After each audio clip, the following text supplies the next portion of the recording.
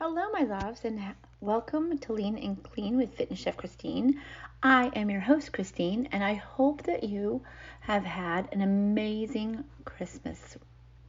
So, if you are a menopausal midlife lady, you are in the right place.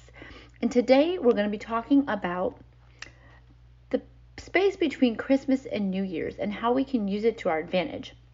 It's a weird week where there's that little space in between. You're not quite to the new year. You finished the holidays for the most part, except for New Year's Eve, and you're ready to get to those goals, but you want to wait till January 1st. But I'm here to tell you that you can accomplish a lot in this week. For instance, you can start with making your life better. Go delete all those old emails and clean up your inbox. Unsubscribe from unwanted spam. Go through and organize the emails that you do have that you want to keep. Clean up your Facebook friends list and your Instagram followers. Unfollow any negative pages or media that don't make you feel great about yourself or that maybe send a message that doesn't align with your goals. Clean and organize your bedroom, your kitchen, your living space, your office space, whatever it is. Hopefully, you got through the holidays and got some good stuff that you can weed out some of the other stuff. So one of my big things in between Christmas and New Year's is to go through all my clothes and really get rid of anything that doesn't fit properly or that I just haven't worn. My rule is if I haven't worn it in a year, it has to go. And whenever I get something new, two things need to leave. When in doubt, clean it out. So it just really, that clean, organized space really helps us get into a good frame of mind. Next is write a list of tasks to complete this week. I know that sounds crazy because we're going to be doing our goals for 6 months, 3 months, not 12 months, all that. But I am a list maker. I find that when I write it down, it's like a roadmap to getting things done. And I'm so much more successful at completing my task if I write them down. Not in a notepad on my phone, in actual handwritten notes. I'm a big yellow pad user, so I am still very old school. I probably have hundreds of them sitting around, but I love to flip back through them. It just jogs my memory sometimes. It's great to have your phone, but what happens when you upgrade your phone and everything's in the cloud? Do you actually ever look at it? I don't. I'll be very honest with you. I just don't get to it. Next, I want to talk to you about, we talked in the last episode about vision boards and a vision for where your future is going to be. It doesn't have to be woo. It could be just a picture that's going to inspire you. Maybe it's a picture of a house. Maybe it's a picture of a body you want to look like. Perhaps it is a car that you want to get. Whatever it is that you have as a goal, if you can visually see it, you are much easier able to attain it. Go ahead and look at magazines and books or whatever, and just compile the pictures in a way that's easy to look at. I use a poster board because it's simple, I can look at it, and I love to look back at the beginning of my journey and how close I am to what I posted now. For instance, when I was beginning my journey, I was in perimenopause, and I wanted to lose those 50 pounds. So I took bodies that were relatively like mine, 50 pounds lower.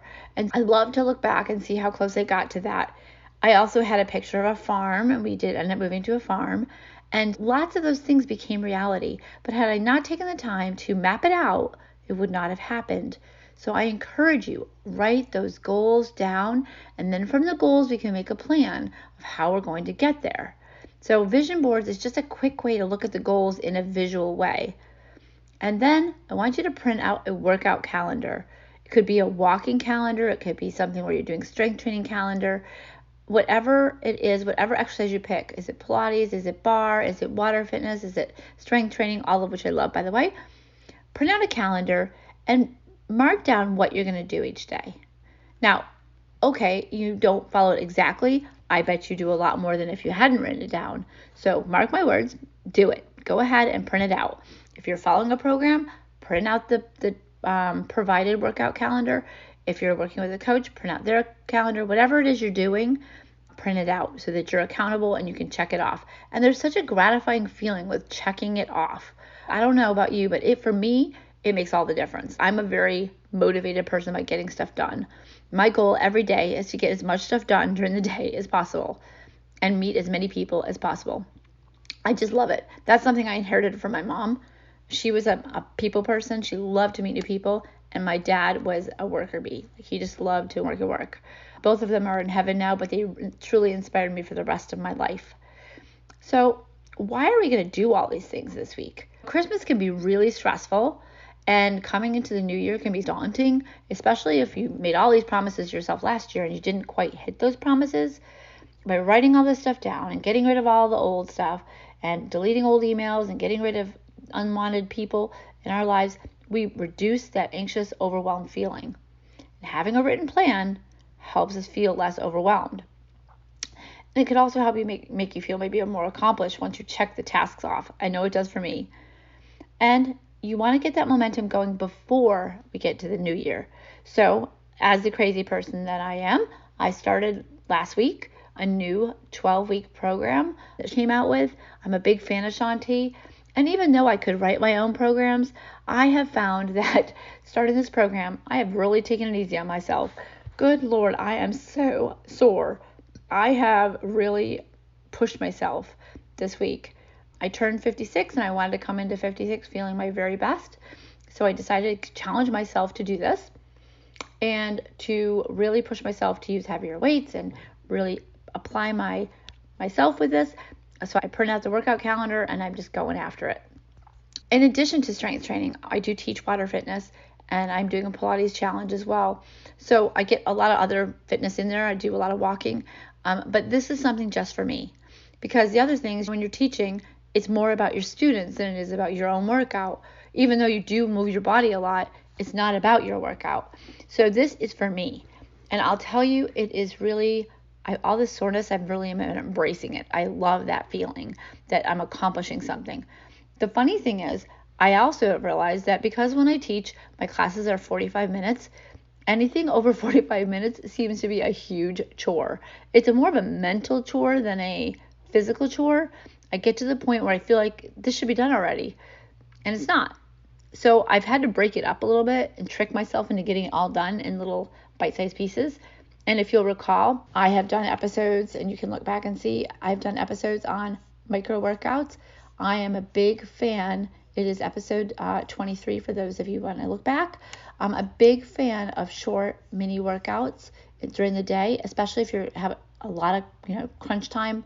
You don't have a lot of time to get it in there. That is one way to ensure that you get your workout done in an efficient, timely manner without the stress of having to do it in all at once. It's a great way to do it.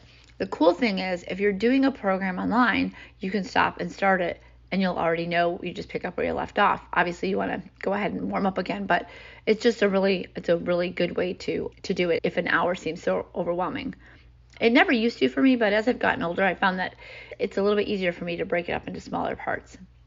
So with the new year around the corner, I'm sure you're thinking about what your goals should be. I hope you are. We talked about that last week on Sunday about using the SMART goals. So being really specific about our goals and making sure they're measurable and attainable, and that we can really just make sure we accomplish our goals, right? That's the long and short of it all. So we want to make sure that you reach these goals, and I've worked with lots and lots of people that start out January really strong and then just fall off the cliff. And I want to encourage you that slow and steady wins the race. Don't go all in and go crazy and feel like, my gosh, I need to get it all and I need to be perfect. There is no such thing as perfect. I want you just to strive for progress. I know I say this all the time, but whether it's fitness or nutrition, strive for progress. You don't need to make changes super duper fast. You need to make them slow and steady. I want you to keep the big picture in mind.